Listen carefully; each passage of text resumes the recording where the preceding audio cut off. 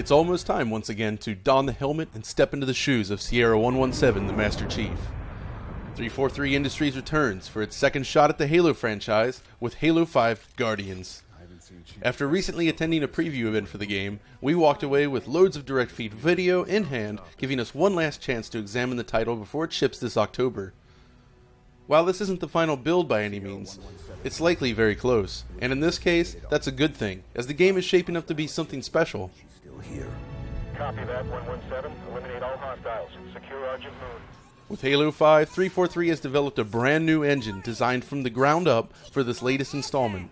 With improved lighting and materials, loads of new screen space effects, and a higher target frame rate, Halo 5 is shaping up to be quite a nice looking game indeed. We had the opportunity to play 2 missions of the campaign, in addition to certain multiplayer modes, but for this video, we're going to focus on the campaign, starting with the Blue Team. Certainly, the most ambitious target set forth by the team here is the desire to reach 60 frames per second at all times. Let's go ahead and start up the frame rate analysis tool and see how we're doing.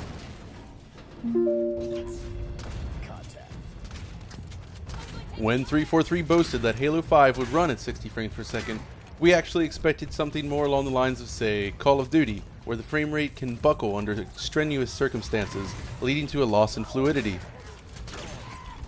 While this was certainly the case with the E3 demo earlier this year, things were already looking up at Gamescom just last month.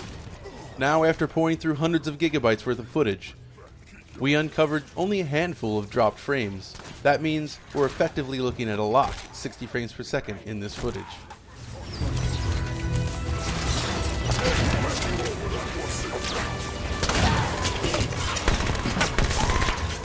It's really very smooth throughout, even when faced with showers of sparks and debris and huge waves of enemies.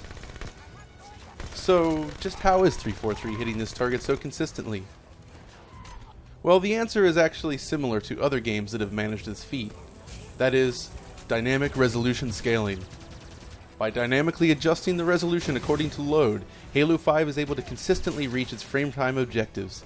This means we're looking at resolutions ranging anywhere from 1152 by 810 all the way up to a full 1080p. Switching over to another mission, we see one of the more noticeable sacrifices made in order to hit the target frame rate: texture filtering. With anisotropic filtering limited to a rather low level, texture detail is obscured at normal gameplay angles. Look at the ground stretched out in front of the player here, and you'll see exactly what I mean. Still, even with the low quality texture filtering, the richness of the materials still manages to shine through brilliantly. The sandy red hue of the valley walls here, for instance, look very realistic.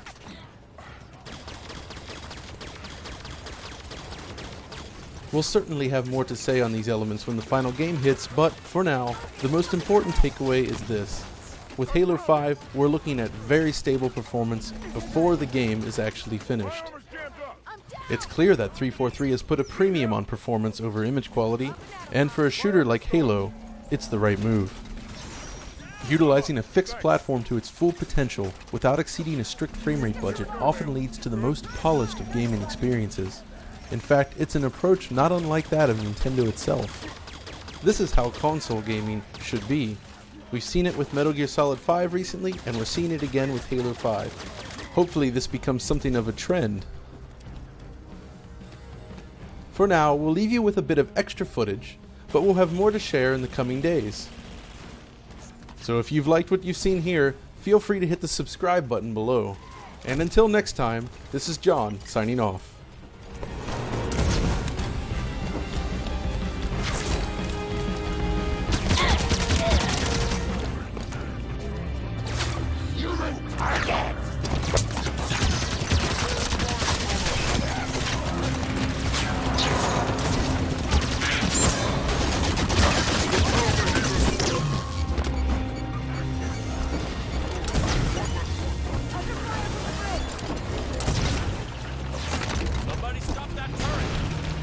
Shields down.